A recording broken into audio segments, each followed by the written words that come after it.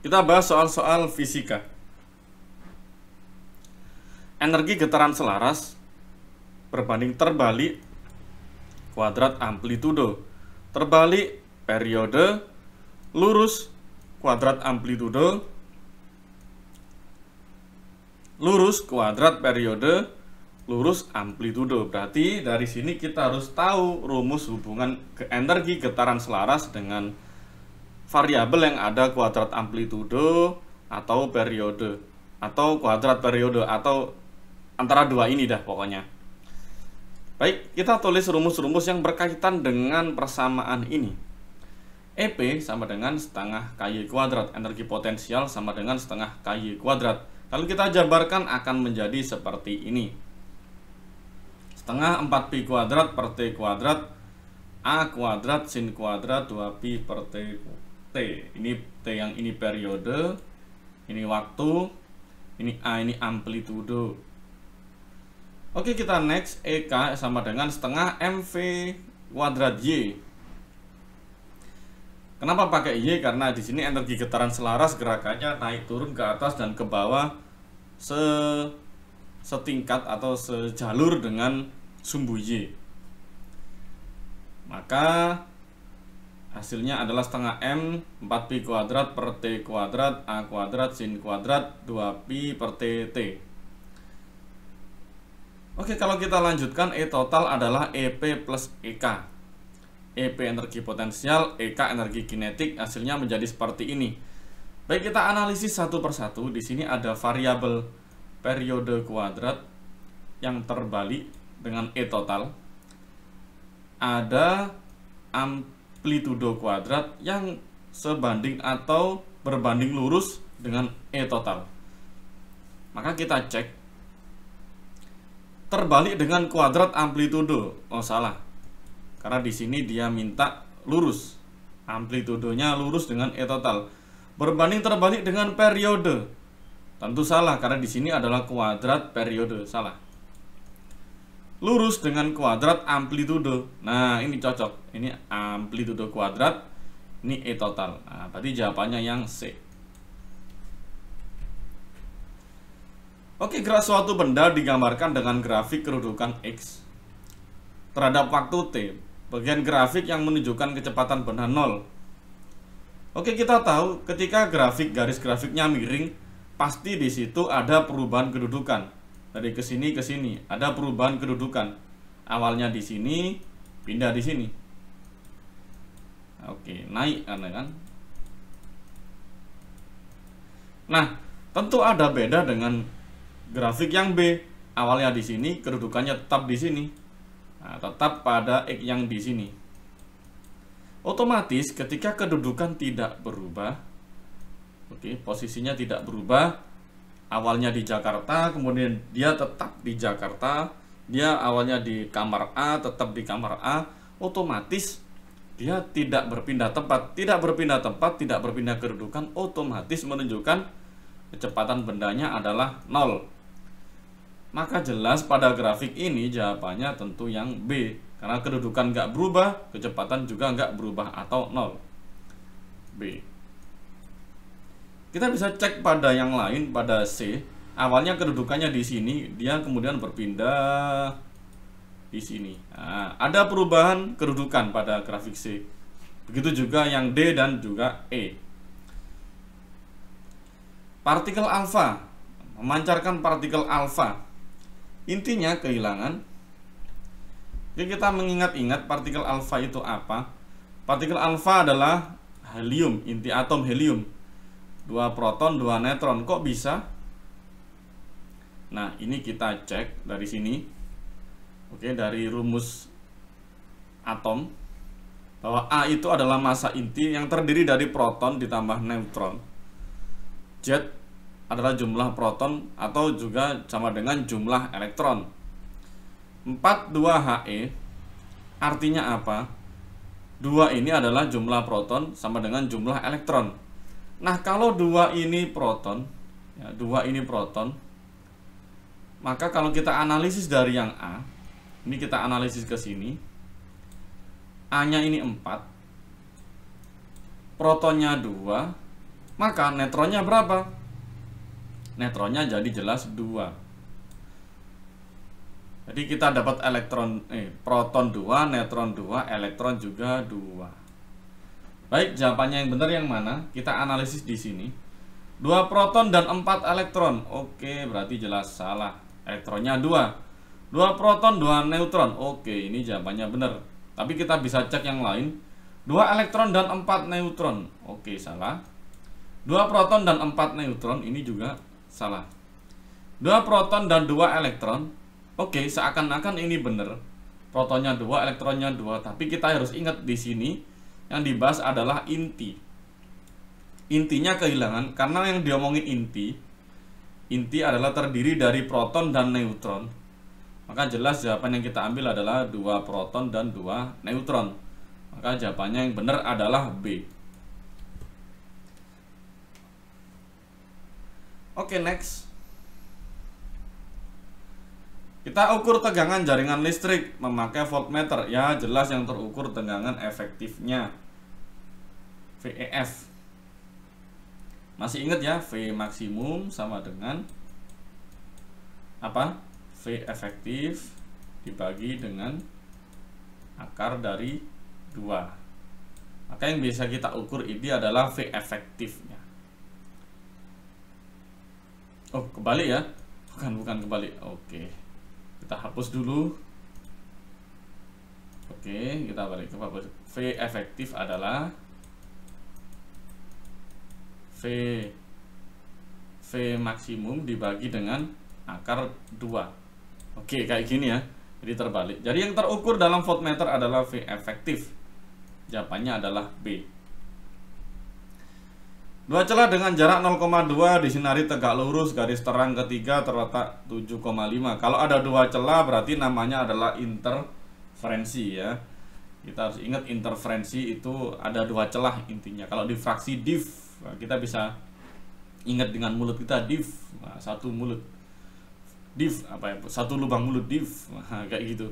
Div itu satu lubang, kalau interferensi 2 lubang. Inter, kalau inget-inget bajunya Inter Milan itu kan loreknya ada 2, hitam sama biru. Garis terang ketiga terletak 7,5 dari garis terang ke 0 pada jarak layar yang jaraknya 1. Panjang gelombang sinar yang dipakai adalah, oke, kita bisa cek gambar ini. D0,2 ini jarak antara 2 celah. D0,2 R atau jarak dari celah ke layar itu 1. Garis terang 0 ke garis terang ketiga itu 7,5 mm. Oke, kalau sudah begini kita tinggal masukin aja rumus M lambda YD per R. Atau kalau di buku-buku yang lain bisa N lambda YD per L, atau ya terserah, itu hanya sekedar nama, tidak ada masalah. Atau lambda sama dengan YD per MR. Y-nya 0,75 dari sini ya. Dari sini, kemudian D 0,02. Ini 0,2 mm, maka kalau kita jadikan senti ya tentu ini nambah 0 lagi di sini. M-nya 3, kenapa? Karena di sini lompat 3, 1 2 3. Garis terang ketiga, dari keterangan ini juga boleh, atau dari keterangan ini nih, garis terang ketiga dari sini juga boleh. M-nya 3, R-nya 100, itu adalah jarak dari apa ini, celah ke layar ya. Dari jarak dari celah ke layar 100. Oke, kita bisa next, kita bisa hitung-hitung lagi. Kalau sudah profesional ya tinggal kalikan aja, masuk. Ini saya bahas secara agak detail dikit. Saya jadikan seperti ini, 7,75 cm saya majukan ke depan, tapi ini ada min 2 juga gitu, kita majukan ke depan tapi ada min 2 karena maju ke sini 2 kali, maka ini minnya 2. Ini juga gitu, semuanya maju 2 kali, ininya juga min 2. Oke, 3 kali 100, 3 kali 10 pangkat 2. Oke, kita next. 75 kali 2 150, min 2 sama min 2 ketemulah jadi min 4. Oke, jadi agak cantik begini angkanya. 150 dibagi 3 ketemu 50. Min 2, ini 2, kalau ke atas akan menjadi min 2. Oke, seperti ini. Maka akan ketemu 50 kali 10 pangkat min 6. Ini masih dalam satuan senti ya, dalam satuan senti. Nah, kemudian kita hitung menjadi 5 kali 10 pangkat min 5 senti. Maka ketemunya nanti 5 kali 10 pangkat min 4 mili. Oke, ternyata nggak ada jawaban ya. Tapi nggak apa-apa lah, yang penting kita tahu jawabannya ini. Mungkin kita bisa hapus komanya ini gitu, boleh. Oke, kita next. Sebuah tabung gelas kedua, ujungnya terbuka, jadi semacam pipa bolong. Tabung gelas tersebut dimasukkan dalam bejana berisi air. Di atas tabung digetarkan garpu talam dengan frekuensi tertentu. Mula-mula tabung penuh berisi air lalu ditarik ke atas. Jika bunyi paling keras pertama terdengar pada saat panjang tabung yang di atas air 18 cm. Jadi yang di atas air yang masih nggak kena air, isinya udara, itu paling keras itu 18 cm. Panjang gelombang tersebut adalah, kita bisa pakai rumus kolom udara lambda n 4/n L. Nah, karena ini paling keras pertama, maka kita ambil ini n-nya adalah 1. Keras pertama n-nya 1. Maka kita bisa efek ya, rumusnya ini menjadi seperti ini. N-nya kita masukin 1 kayak gini. Oke, lambda sama dengan 4/1 L. Kalau kita balik nanti 1 ke sana, 4 ke bawah, maka L ketemunya 1/4 lambda, sama dengan 18. Maka lambda ini tinggal 4 kali 18, hasilnya adalah 72. Gampang banget, jawabannya C. Oke, kita next. Seutas tali panjang 40, transversal, laju V50, gaya tegang tali 2,5. Maka massa tali adalah, oke, kita ingat rumus yang ini, V sama dengan F per mu. Mu sendiri adalah M per L. Maka ini kita kuadratin, maka akarnya hilang. Maka V kuadrat adalah F bagi M per L, atau FL per M. Ini L yang di bawah naik. Maka M sama dengan F per V kuadrat. Tinggal bolak-balik aja, sebenarnya gampang sekali. 2,5 kali 40 dibagi 50 kuadrat, artinya 50 kali 50. Oke, ini 2,5 ambilnya dari sini ya, dari sini. 40 ini adalah panjang tali, ambilnya dari sini. V kecepatan ambilnya dari sini ya. Maka 2,5 kali 40 adalah 100. 50 kali 50 adalah 2500. Kita coret kayak gini. Ketemulah 1/25. Oke, masih belum ada jawabannya di sini, maka kita main desimal. 1 kali 4 4, 25 kali 4 100. Akhirnya ketemu 0,04 kg. Ya, jawabannya D. Oke, sekarang ada soal seperti ini. Ada gaya vertikal pada mobil N sama N aksen. Ini N aksen, ini aksen ya. Dan MG. Ketika mobil itu berada di puncak, kelajuannya V, maka jadi ini otomatis mobil akan mau menuju ke bawah. Ya, mau bergerak ke sini. Oke, kalau ada seperti ini, maka yang kita ingat-ingat pastilah ada gaya sentripetal. Gaya sentripetal mestinya ingat rumusnya apa. Oke ya, karena yang menang nanti MG. Kenapa yang menang MG? Karena nanti jelas ini gerakannya ke bawah. Yang menang MG, maka MG kita tulis duluan, dikurangi N tambah N aksen, kalah sama dengan MV kuadrat per L. Ini gaya sentripetalnya. Otomatis MG sama dengan N tambah N aksen plus MV kuadrat per L. Dari sini kita tahu MG nilainya pasti lebih besar daripada ini. Atau gini deh, ini misalkan 10 ya, ini 10, ini misalkan 9, ya ini 1. 10 sama dengan 9 tambah 1. Otomatis kalau keadaannya seperti ini, mestinya MG itu pasti lebih besar daripada N tambah N aksen. Oke, kita bisa buat pengandaian seperti ini. Dan nilai semuanya ini bergantung pada V ya. Sangat bergantung pada V. Besar kecilnya 10, 9, 1 ini pembagiannya ini bergantung pada nilai V. Oke, otomatis dari sini kita bisa tarik jawaban yang mana ya? Selisihnya bergantung dari V. Kita lihat yang ini tidak tergantung dari V, jelas salah. N tambah N aksen lebih kecil dari M. Selisihnya bergantung dari V. Oke, ini kita save dulu. Oh, ini juga sama, jawabannya sama-sama begininya. Tak tergantung dari V, ini jelas salah. Ini jelas salah. Oke, antara B dan C berarti. Ini saya dapat soalnya seperti ini, dapat bocorannya. Jadi semoga nanti ada revisi.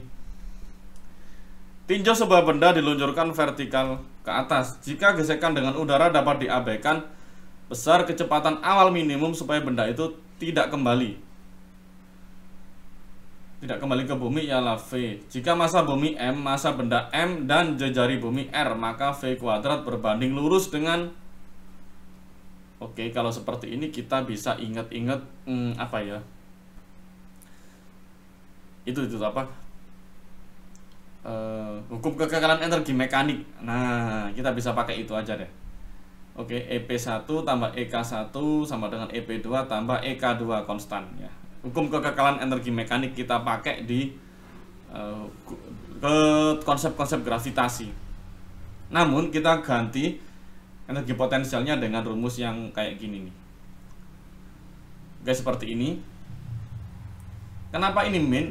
Ini sebenarnya sudah banyak dijelaskan di buku-buku. Karena gaya tarik gravitasi ini berlawanan dengan berlawanan dengan arahnya dia melayang gitu. Gravitasinya ke bawah, arahnya melayangnya ini ke atas. Jadi berlawanan. Karena berlawanan ini hasilnya akan jadi min.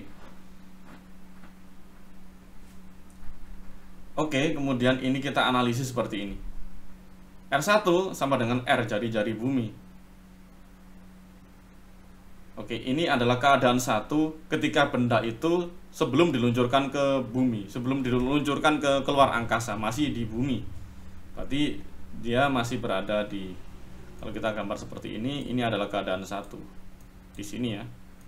Oke, di sini R2 tak hingga, maka energi potensial adalah tak hingga. Maksudnya apa? Maksudnya ini bendanya itu sangat jauh. Jadi kalau di sini minta apa? Minta benda itu tak kembali ke bumi. Otomatis benda itu harus sangat jauh dari bumi. Karena permintaannya benda tidak kembali ke bumi, maka otomatis posisi kedua itu harus sangat jauh dari bumi. Entah kalau di atas ini kan nggak bisa ya. Nah, nomor 2 di sini itu harus pada posisi tak hingga. Oke, setelah itu karena 2 itu tak hingga, oke, otomatis R2-nya tak hingga di sini. Sesuatu dibagi tak hingga, sesuatu dibagi tak hingga. Misalkan ada makanan 10 dibagi orang banyak, ada orang 10 dibagi ada makanan 10 dimakan orang yang banyak sekali, hab, dan semuanya lahap. Otomatis seakan-akan makanan 10 tadi itu tidak berasa atau 0. Otomatis ini ada dibagi orang banyak sekali, hasilnya adalah seakan-akan dia kosong ya, ini 0. Oke, pada R2 EP-nya 0, V2-nya 0. Kenapa V2-nya 0? Di sini benda itu dibuat tidak kembali ke bumi. Nah, berarti dia melayang-layang jauh, nggak jelas. V2-nya kita anggap 0. Baik, kita lanjutkan. Oke, ini kita hapus dulu. Kita hapus. Oke ya, biar. Oke. Jadi kita hapus dulu. Oke, sudah. Akhirnya pada yang ini, mana persamaan yang ini akan kita ubah jadi seperti ini. Min ini berpindah ruas ke sini menjadi plus. Akhirnya apa? M-nya kita coret. Otomatis 2 pindah ke sana jadi 2, ini G, ini M. Ini R tetap di sini. Oke, akhirnya 2GM, ini R-nya naik ke atas akan menjadi R pangkat min 1. Maka 2GM R pangkat min 1. Maka hasilnya yang paling mendekati benar adalah, karena semuanya nggak ada G, ini G kita hapus aja. Jadi 2MR pangkat min 1. Nah, berarti yang E ya. Oke. Elektron yang masanya sekian bergerak dengan laju sekian, konstanta Planck sekian, maka panjang gelombang elektron. Oke, kalau di sini elektron sebagai partikel apa sebagai gelombang? Oke, pada posisi ini elektron kita anggap sebagai gelombang ya. Karena di sini jelas minta panjang gelombang, maka elektron kita andaikan sebagai gelombang, bukan sebagai partikel. Oke, lambda sama dengan H per mv. Oke, sekian ini bisa kita ambil dari sini. Oke, ini M massa benda kita ambil dari dari sini ya, jelas. Ini 2,2 kelajuan V, kita ambilnya dari sini. Baik, kita hitung 6,6 dibagi 2,2 ketemu 3. Oke, tuntas. 34 sama 31 min 34 min 31 hilang, jadi tinggal min 3. 7 ke atas akan menjadi min 7. Sekarang min 3 min 7 akan menjadi min 10. 3 bagi 9 adalah 1/3. Maka lambda sepertiga itu akan mendekati 0,33333 gitu kalau di kalkulator. Maka otomatis kita jadikan begini, jadilah jawabannya 3,3333 ketika dikali 10 pangkat 11. Ya, jawabannya ketemu yang C. Oke, tetap semangat. Semoga tercapai semua yang diinginkan. Semoga sukses.